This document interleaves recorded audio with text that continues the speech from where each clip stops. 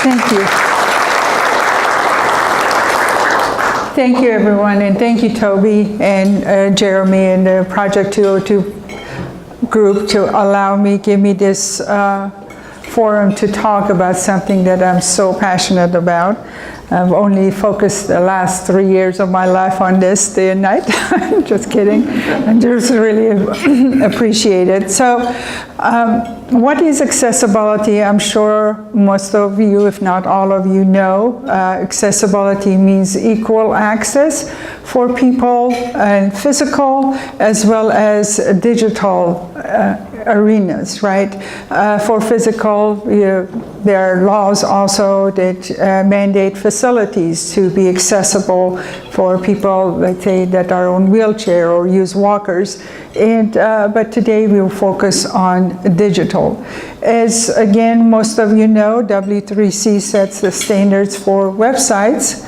They also have set standards for accessibility in their way area, and have set 78 criteria for us to follow and for specific categories to make our digital space accessible to people with different abilities and disabilities. Those criteria are testable.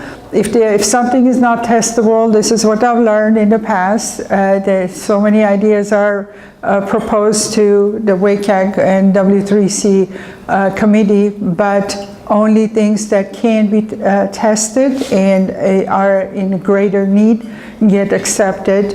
And if you are following their standards, they just at the beginning of 2018 announced a 2.1 level of criteria, which is addressing somewhat people with cognitive issues, not enough, but they're working on it. I'm so glad with their progress. And then we have organizations, as I'm sure, again, you're aware, that support the implementation of those criteria and support and hold people and sites accountable. ADA, as you know, ADA is very strong, and actually ADA is becoming stronger. What's interesting is in 2012-13, DOJ, Department of Justice, announced that all consumer-facing sites must be accessible. However, with the new administration, that mandate was relaxed to be a requirement only. Well, you know, how many lawyers we have here? Lawyers love ambiguity. So ADA has become stronger, and they are taking more, holding more people and sites accountable. So lawsuits have tripled. And this is also partially because of some judges who basically declared any websites that are associated with a facility, a retail facility, in the latest case was Winn-Dixie that they lost, are accountable also for the accessibility of that site as well as the facilities.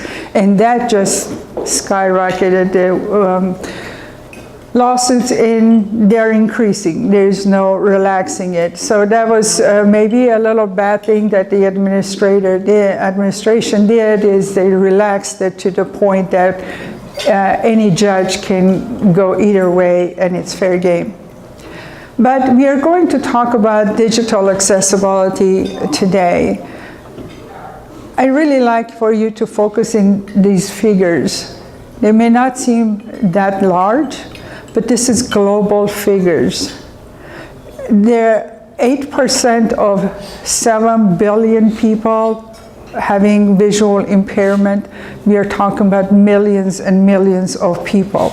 There are 750,000 added to those every year just in US. So again, age-related is probably the one thing that you all want to focus on, because, and I'll show it again, it also can cover all of those above. Cognitive issues, as I touched on earlier, is actually an increase because of, again, the aging population. And just to give you an example, aside from aging population, for example, you take autism. Autism has doubled. The number of children, people born with autism has doubled in the past 10 years. It's actually more than double. What makes that happen, I don't know. I have my own theory, but I'm not a scientist. But watch what you eat. But anyway. But it truly is, the cognitive issues are, to me, very critical. Because, for example, if someone has dyslexia, and it's very possible that 5 of you in this room already have dyslexia, they're not going to tell you about it. They're going to struggle through and try to make things work for them. And they are resilient, brilliant people. They're not dumb. They just have a learning, a reading disability. And I have to fight with some people trying to design things with, let's say, condensed font. Yeah, I know it looks pretty, but let's not torture everyone. So it's just little things that we can do to help, right? What's a font, right? It just, there's so much. That's another talk. Okay, I'll move on. I'd like you to take a look at this. This is a traditional, I don't use the word normal anymore, nothing's normal. This is traditional, basically pyramid population distribution for Angola. This used to be applicable to most all countries. Here's Canada. Bulging, big time, right?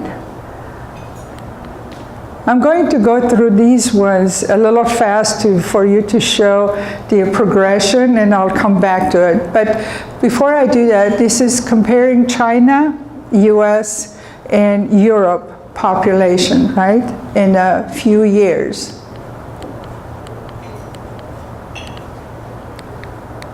Oh, sorry.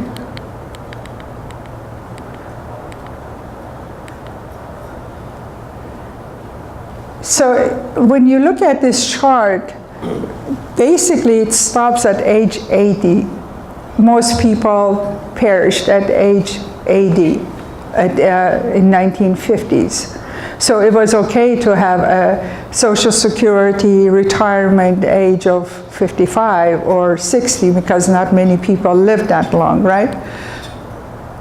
When I was young, when I was a teenager, let's say, I had heard of 2 that I remember, maybe 3 people who lived to be 100 years old.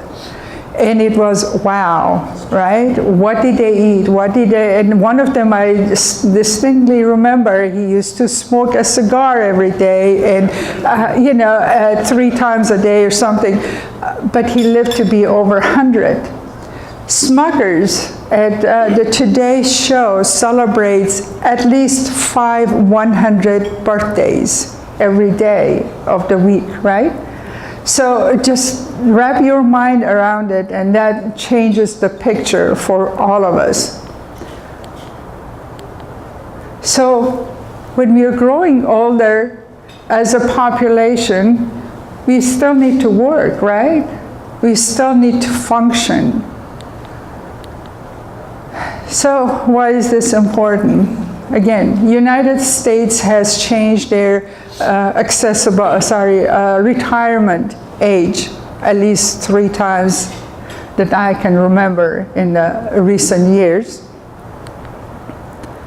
Greece had almost a revolution, right? Because there weren't enough young people to support the older generation's social needs, if you will, their payments, their medical costs or anything of that sort.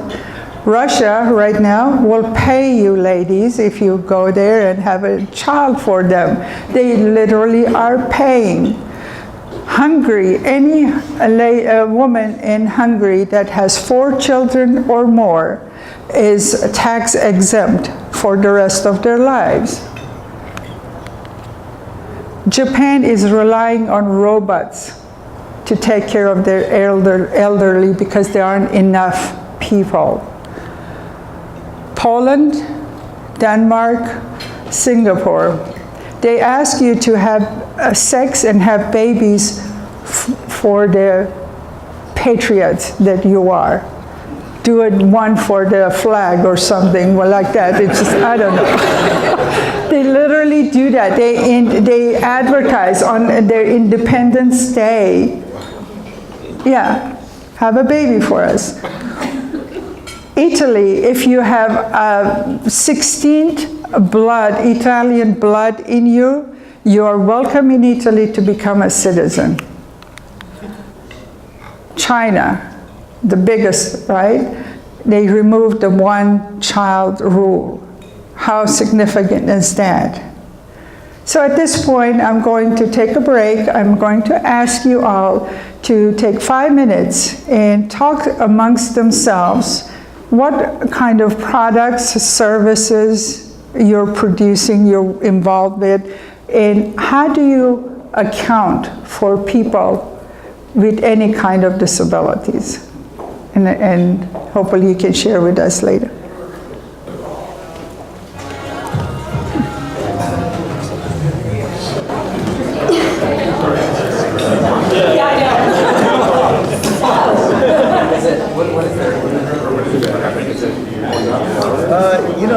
Because we're working in subprime lending, it really covers the gamut. All right. Okay, let's see. Would you like to share your findings or discussions? Anyone? Sure. So this is a consideration of ours, and oh hi, my name is Jason Osborne. I'm with. So this is this is a consideration of ours, and we're a caregiver support platform. We just recently put ourselves through HIPAA compliance, and so right after that is complete. We're moving right into the accessibility and doing more than what we have been doing to make that happen. So we're early on, but we completely understand and recognize the importance, and the big reason why we're here is to continue to learn more, and definitely familiar with 78 list of things that we can be doing, and slowly but surely incorporating that into all the other things that we're doing as a small company. Great. Any other? And I'll just kind of jump on what Jason said. Hi, I'm Debbie, and I'm with IBM. And so, similar to what Jason said, since our products most of the time are not necessarily, at least the ones that I'm working on, do not necessarily face the consumers or the customers or the patients, but if it's something that's facing a healthcare provider, is surfacing information as regards the patient that is outside of necessarily their clinical information. So this might be like their age, things like their age, if there are any kind of issues that they need to bring up, giving, say, the provider a nudge, like, hey, ask them if they have transportation, or ask them if they have a caregiver or somebody else, because that will determine how the care will be given to them, because those social determinants of health factor greatly into their well-being or their outcomes. Great, thank you. No one else like to share?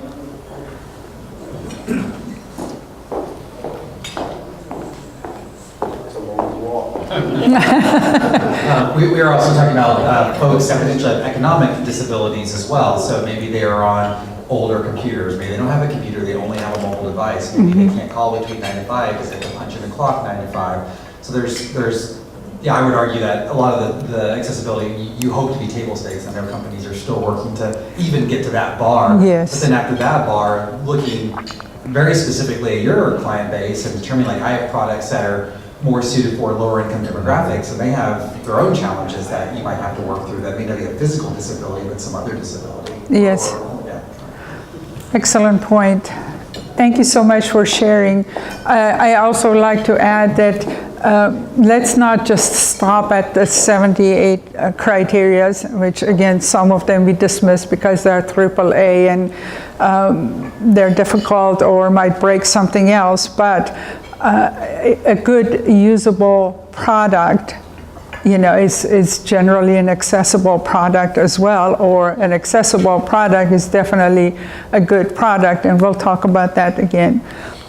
So, again, based on what you just heard so far, accessibility should not be considered as an option. It is a requirement. You want to be looking forward, right? You want to be ahead of the game. You don't want to constantly go back and band-aid stuff, which is difficult to do, or just rethink and refactor. You need to look ahead, and you need to have clean, good code that is basically makes it future-proof. Things are built on top of, let's say, HTML4. HTML5 did not deprecate HTML4. It just added onto it. And same with the accessibility criteria. They're being added. They're not removing the others. So a good, clean code then will allow you to take advantage of any kind of technology. It doesn't have to be just mobile or just desktop. So, am I going backwards? Yeah, that's it. Why now is one word, literally technology, right? So this is just a sampling, right, of things that we can do using our mobile phones, our tablets, desktops. I don't have to leave home, and trust me, I take advantage of a lot of these nowadays because of my life circumstances. I don't have to leave home to deposit a check, right? I can just take a picture of it. I love that feature. I don't have to leave home to order food or any of that. So the banking, all of these, and think about it, if we are not accessible with our products, we are discriminating, right? So again, the reasons why we should consider, just think of the revenue that we are not tapping into. In US alone, there's 220 million, the last figure I learned, $1 billion of discretionary spending that we are not tapping into. And guess what? It's not even just the blind or hearing impaired that has that amount of money. It's all the aging folks, right? They have worked all their lives, they have accumulated. Now they have a vision problem. They want to travel. They want to, I don't know, take a trip or something, and they're having difficulties accessing the sites. It's opportunity for you to become a more, have a differentiation between yourselves, right, and your competitors when you're accessible, when you have, maybe better features that you can offer, and it's inclusive. If we are, once again, not counting billions of people, we are discriminating. So how do we know what to do? We all know, right? We need to understand our users. How do we understand our users? What steps are we taking to understand our users? And when especially it comes to accessibility, we need to build empathy. Empathy definitely leads to innovation.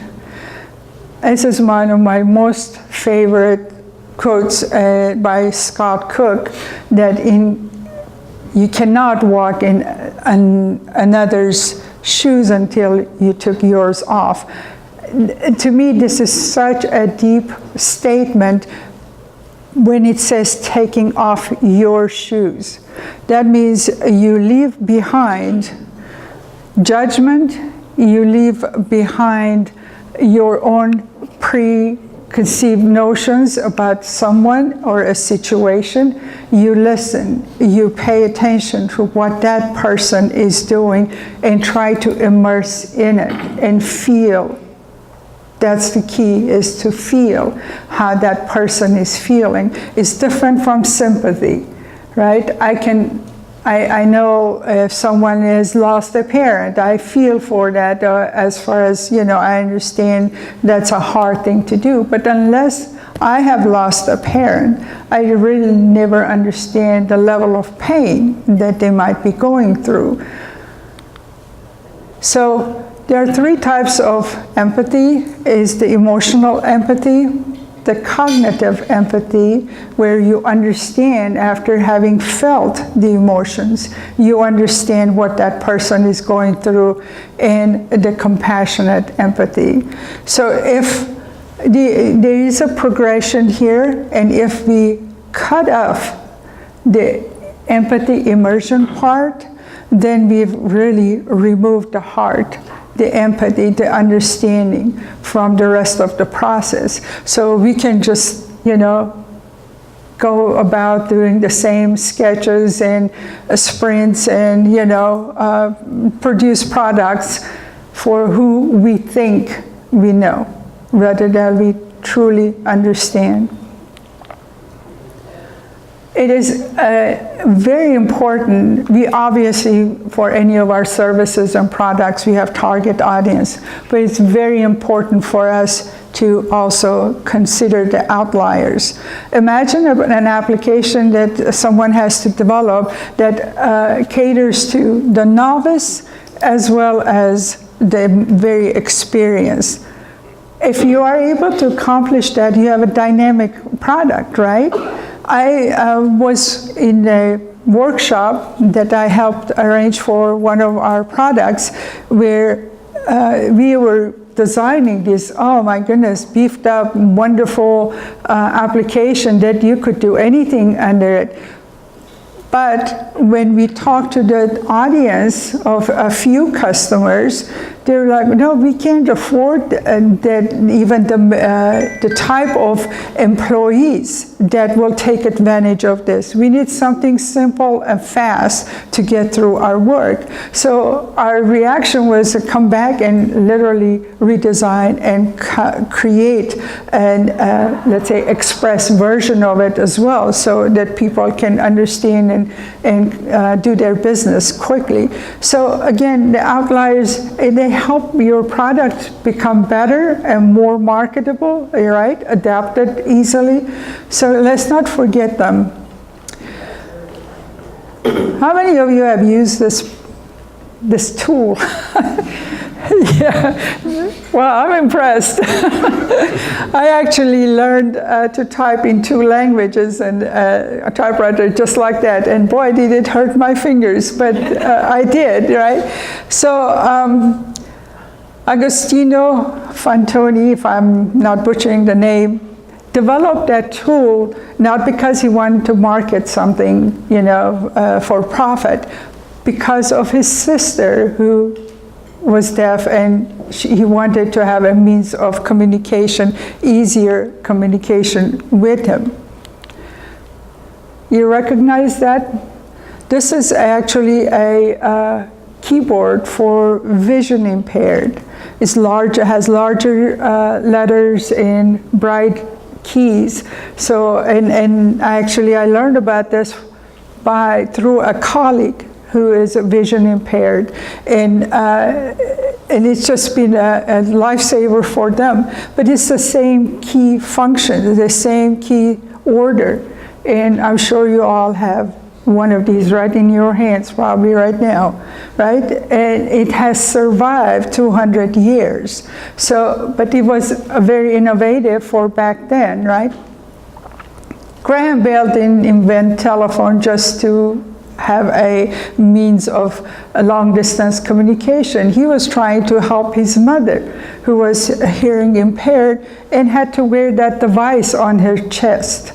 anyone who, that was the hearing aid at the time. So imagine you dress up for an evening, you know, outing, and you have to strap yourself in that device going to dinner. So he was trying to help his mother. He had that level of empathy, try to minimize the size of that. Well, that a few years later became a transistor for Bell Labs, and Mr. Morito smartly bought all the rights to transistors and created the transistor radios. I loved mine. And now anything we have is based on that technology. So it is a great opportunity for us to embrace accessibility. It's not an like afterthought, should not be an afterthought.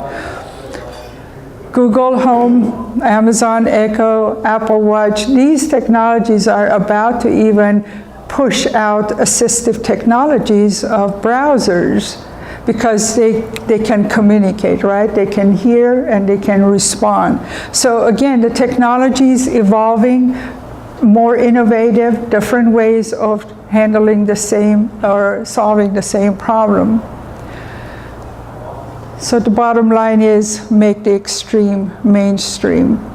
So at this point, for us collectively to gain a little more empathy, obviously I don't have wheelchairs. We have done this practice with Brian Sullivan where we brought in wheelchairs, walkers. I taped people's hands to limit mobility, and we used different devices to experience, to understand what it feels like to have any kind of disability. And it's amazing, the responses and the reaction of people.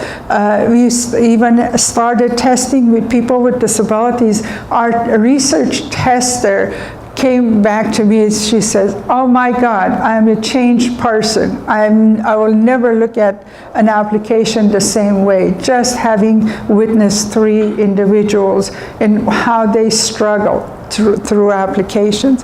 So at this point, I would like to ask you to, there are glasses on your simulation glasses at your table. Please pair up if you can. One of you can have the glasses on, the other one will maybe take notes or remember the experience. I would like to ask you to take out your mobile phones. First talk, right? You're asked to take out your mobile phones and book a flight from Dallas to Denver on Virgin Australia. Or let's say Australia to Dallas on Virgin Australia. That's better.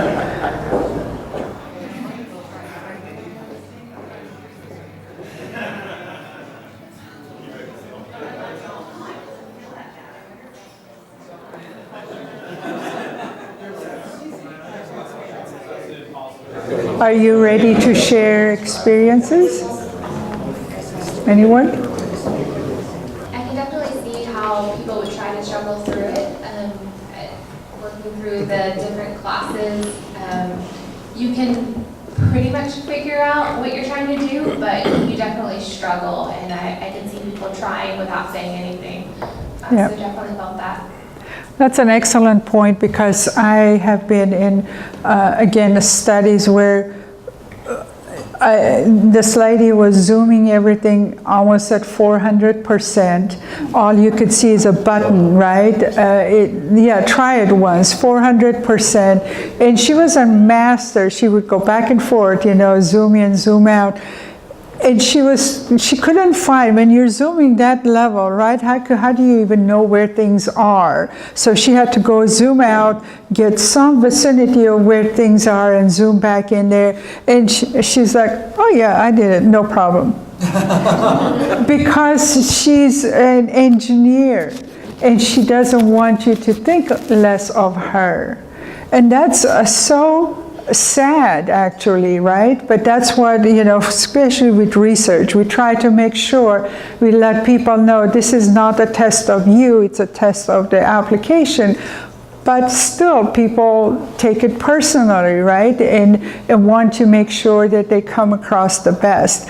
And that in itself is an experience for researchers to understand how to conduct the tests. So again, I'm fortunate enough that my organization right now is supporting it and encouraging it, so we'll learn even more from them.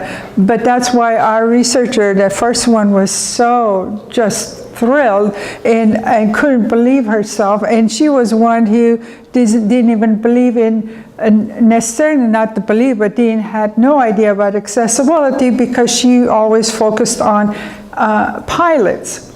Pilots obviously should not have disabilities of any kind, right? Because they have a very sensitive job and you expect them to be in perfect health. Show me one pilot who's not drinking.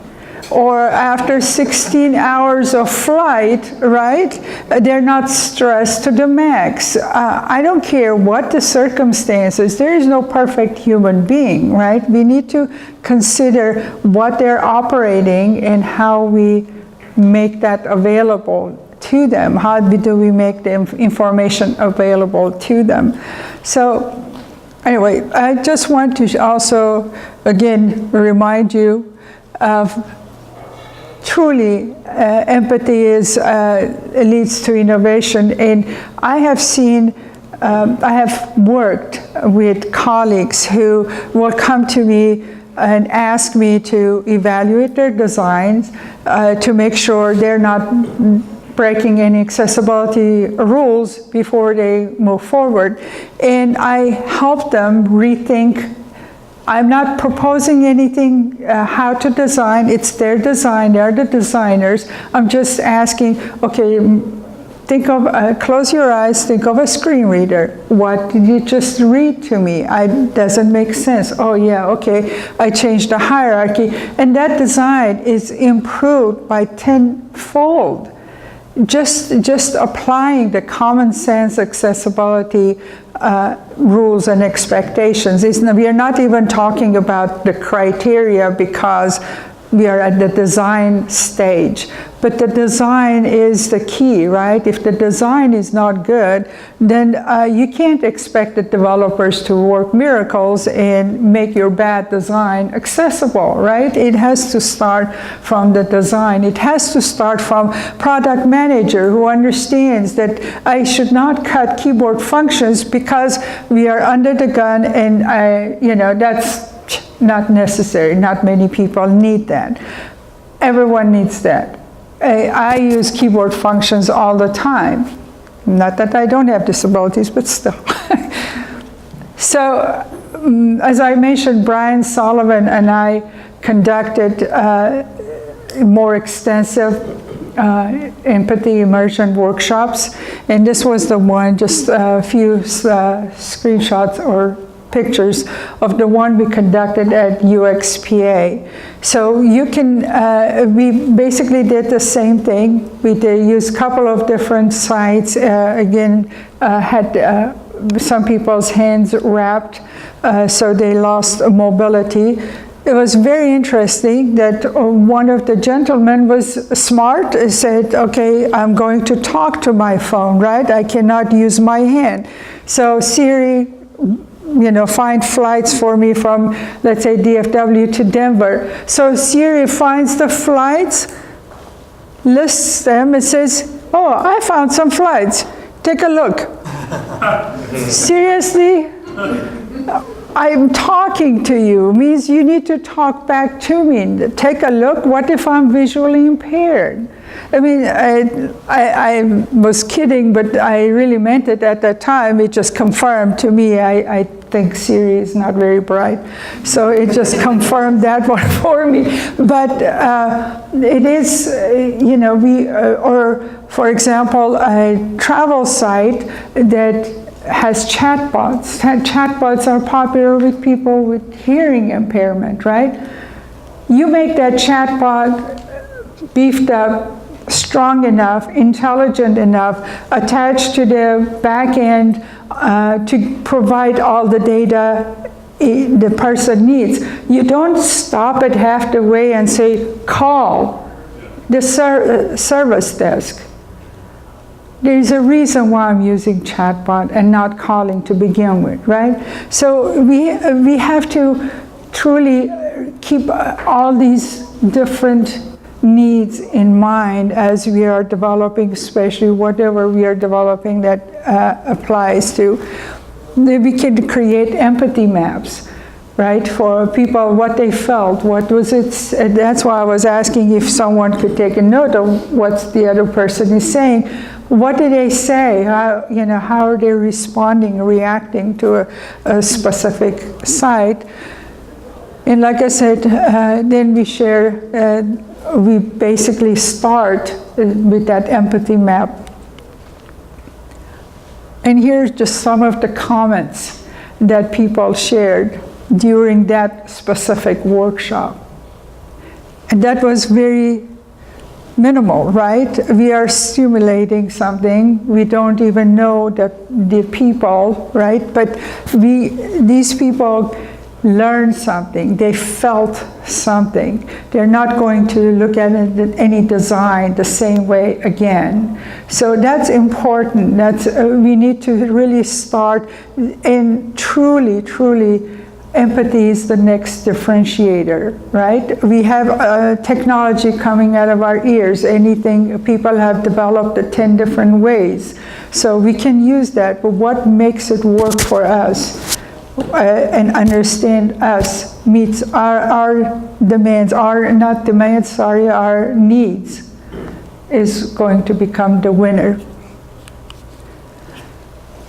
And thank you so much for the opportunity.